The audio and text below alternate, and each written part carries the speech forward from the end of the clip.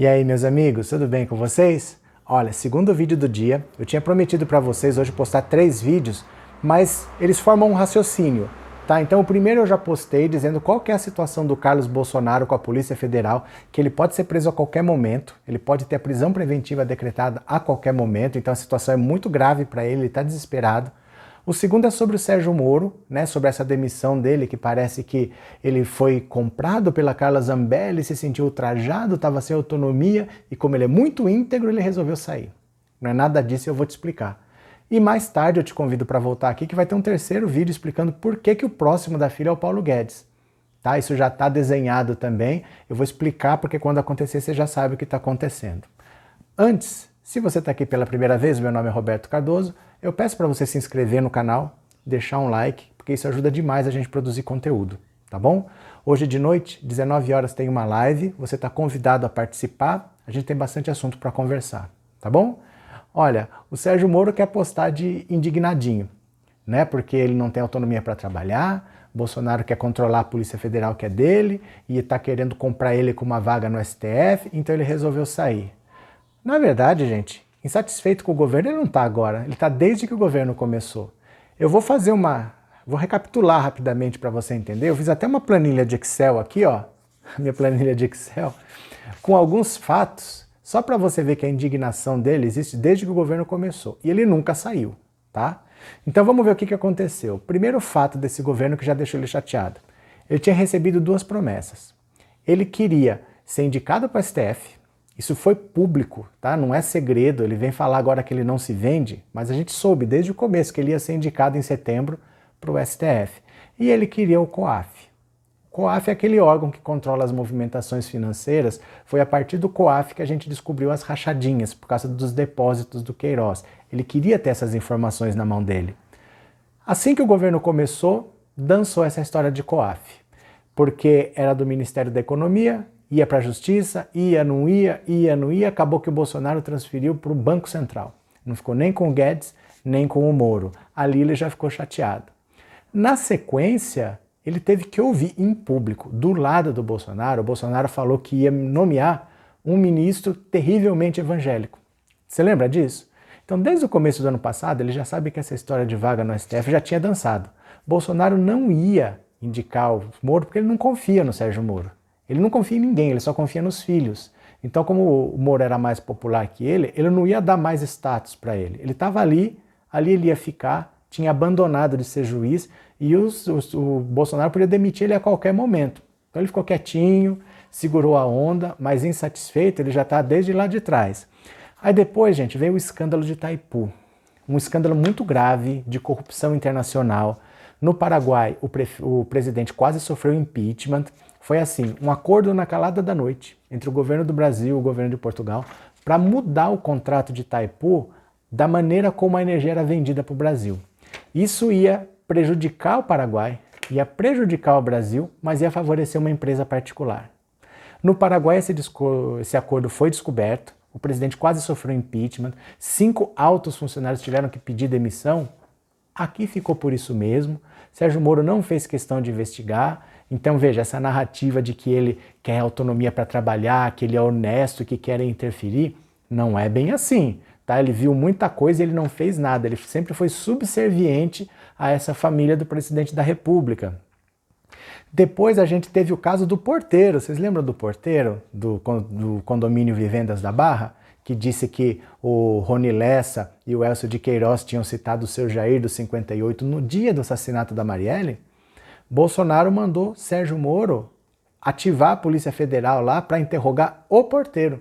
Quer dizer, ele não mandou investigar o crime, não mandou apurar o que aconteceu, foi interrogar o porteiro. Sérgio Moro fez, bem subserviente. Foi lá, chamou o porteiro na sede da Polícia Federal no Rio de Janeiro, interrogou o cara um dia inteiro, o porteiro voltou e mudou o discurso. Ele disse que quando ele anotou ele errou, ele lembrava 2 anos atrás que ele tinha errado quando ele assinou, mas ele se sentiu pressionado por si mesmo a manter a mentira depois. Você já viu alguém falar que se sentiu pressionado por si mesmo? Né? Olha, eu me senti pressionado, mas foi por mim mesmo, viu? O cara falou isso. Foi aí que o Sérgio Moro ganhou o apelido de capanga de milícia. Porque quem matou a Marielle Franco foi uma milícia, foi o escritório do crime, a gente sabe. E ele pressionando o porteiro, ele está favorecendo quem executou o crime. Aí que ele ganhou o apelido de capanga de milícia. Veja, esse super-herói que querem pintar agora não é bem assim. Depois teve o caso do Valeixo, lá em agosto. O Valeixo já estava para ser demitido porque as investigações estavam indo atrás dos filhos do Bolsonaro, de todos eles. Então ele queria trocar o comando para controlar. O Bolsonaro queria controlar a Polícia Federal. E o Sérgio Moro disse que não e disse que ia pedir demissão, mas não pediu demissão e nem foi demitido o Valeixo. O barco continuou correndo, mas ele não está insatisfeito desde agora, ele já está insatisfeito desde o ano passado. Depois teve, por exemplo, a greve dos policiais em várias polícias em vários estados do Brasil. Nem é greve, né? Porque o policial militar é proibido por lei de fazer greve. Aquilo era um motim. O principal caso, o mais grave, era lá no Ceará, em Sobral. O Cid Gomes, irmão do Ciro Gomes, tomou 2 tiros no peito. Sérgio Moro foi lá para ver a situação e disse que estava tudo bem, que estava tudo certo.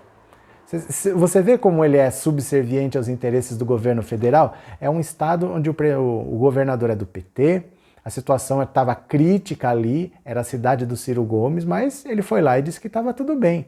Então cadê o herói da moralidade, né? Teve também essas manifestações que estão sendo feitas contra o STF, contra o Supremo Tribunal Federal, a favor de AI-5, a favor de ditadura militar. Cadê que ele aparece para apurar? Ele não acha nada estranho, né? Então você vê, nada indica assim que ele está querendo trabalhar, que Bolsonaro não deixa, ele foi comprado, aí ele decidiu sair. Não é isso que aconteceu. Ele está indignado desde o ano passado, ele está sempre com o pé fora, mas ele vai ficando, por conveniência, para manter o foro privilegiado. No fundo é isso, né? Ele sabe o que ele fez na Lava Jato, ele sabe, e ele precisava do foro privilegiado. Mas aí veio o exemplo do Mandetta.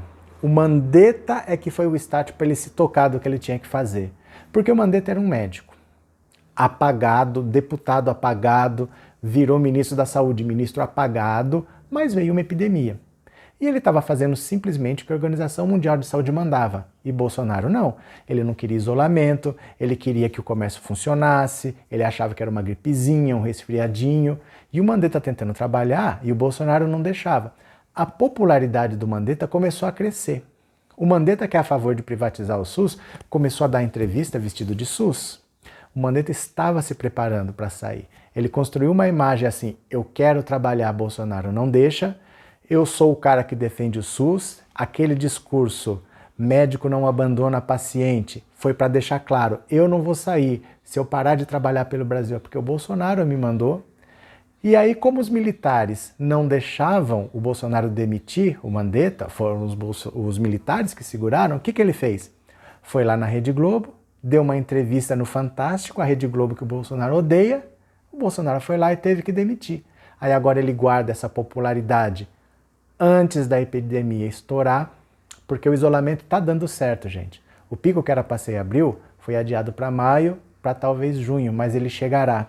E o governo não toma as medidas, então ele falou, eu saio antes dessa tragédia toda começar a acontecer, porque infelizmente vai acontecer, e eu guardo a minha popularidade, depois eu sou candidato a governador ou a vice-presidente, é um projeto pessoal. Sérgio Moro falou, é isso que eu tenho que fazer. Ele começou a se preparar. Você acha que ele não se preparou? Essa frase, eu não estou à venda, querida, é a frase que é para aparecer no Jornal Nacional. Eu não tenho a dúvida que ele falou aquilo naquela conversa, porque ele saberia que quando ele saísse, ele ia mostrar aquilo no Jornal Nacional. Aquilo já foi pensando no próximo passo. A Rede Globo está fazendo o seguinte, esse governo vai ruir, o Bolsonaro toma medidas que não têm o menor cabimento do ponto de vista econômico, do ponto de vista político, do ponto de vista de saúde, não tem como salvar esse governo. O Mandetta percebeu, o Sérgio Moro percebeu, a Rede Globo falou, eu vou salvar o Sérgio Moro então. Fizeram a parceria que eles têm desde os anos 90. Se você entrar no Google agora e colocar caso Banestado, você vai achar o nome do Sérgio Moro.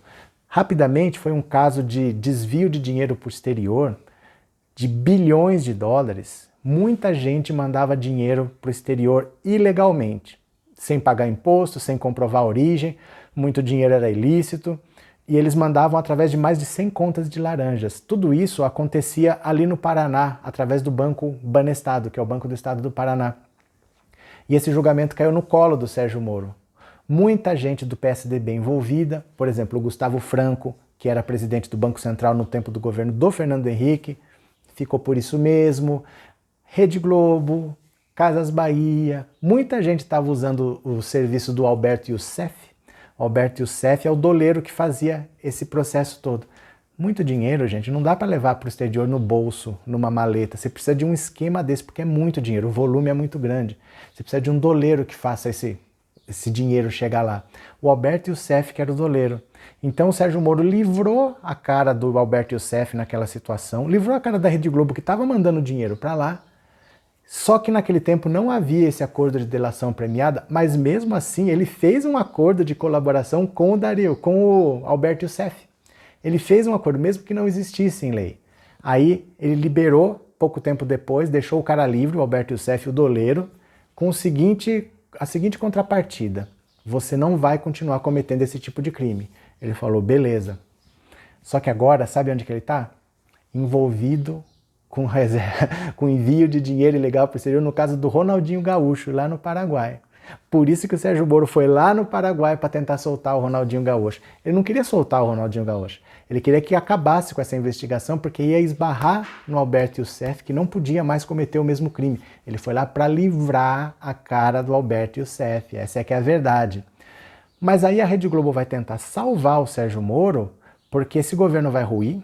Para a Globo tanto faz, porque se cai o governo Bolsonaro, fica o Mourão, é a mesma coisa. O Mourão mantém a mesma pauta. Ai, mas o Bolsonaro está aprovando as reformas. O Mourão faria a mesma coisa, tá? Não tem nada que o Mourão faria diferente, só que o Mourão não vai bater de cara com todo mundo.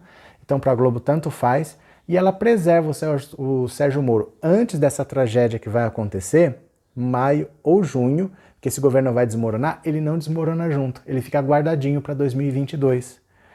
Mas a Globo não apoiou o Bolsonaro na eleição? Na verdade, não, sabe? A Globo foi contra o PT. Quem tivesse contra o PT, ela apoiaria. O sonho dela era que fosse o Alckmin, que fosse o PSDB. A Globo adora o PSDB. Mas o Alckmin ninguém nem lembra que ele foi candidato. Foi a figura mais apagada daquela eleição. Então quem chegou lá era Bolsonaro ou o PT. Para não ser PT, ela apoiou o Bolsonaro, que era a bola da vez. Mas não que ela fosse bolsonarista. Até porque o Bolsonaro tem esse bando de evangélico atrás que não gosta da Rede Globo. Então, se não fosse o Bolsonaro, seria melhor para a Rede Globo, né? Os caras não gostam das novelas, acham que tem muita baixaria, que sempre aparece alguém de candomblé, tem beijo gay. Os caras são reacionários quanto a isso. Então, ela não é muito ligada no Bolsonaro. Para ela, se não tiver o Bolsonaro, é melhor. Fica o Mourão lá, que é um pouco menos alucinado. E o Sérgio Moro fica guardadinho para 2022. Esse que é o plano. A Globo para 2022, ela tem na manga Moro ou Luciano Huck. Ela está tirando o Sérgio Moro de lá, vai entregar a cabeça do Bolsonaro, mas ela se garante que na próxima eleição não ganha o PT. Esse é o plano da Rede Globo. Então isso foi planejado, eles estão nessa estratégia juntos, aquelas mensagens não foram parar na Rede Globo por acaso. Quantas vezes vocês não viram o Sérgio Moro mandar conteúdo para a Rede Globo? Isso não é novidade, tá? E a ideia é, vamos guardar o Sérgio Moro na manga para 2022, porque nessa crise toda, quem que está crescendo? O Lula, né? O Lula está crescendo. A gente sabe que assim que o STF voltar aos trabalhos normais, vai ser julgada a suspeição do Sérgio Moro e o Lula vai ser solto. Solto, que eu digo vão tirar as condenações que ele tem na justiça, ele vai ficar com a ficha limpa de novo, ele vai poder ser candidato em 2022, então é melhor ter o Sérgio Moro guardadinho aqui. Quando vier o julgamento, o Sérgio Moro já não está mais nos holofotes, o negócio vai ser o Lula, o foco vai ser o Lula, jogam a culpa no STF e beleza. Esse é o plano. A verdade vão entregar Jair Bolsonaro, que se dane o que vai acontecer com ele, tomara que tenha um impeachment, tirem ele de lá. A Globo quer derrubar o Bolsonaro, porque o Bolsonaro atrapalha, deixa o Mourão lá, que para a Globo é melhor, diminui o ranço contra a direita, porque se o Bolsonaro tivesse lá, até 2022, era bem provável que o povo entendesse que tem que votar na esquerda.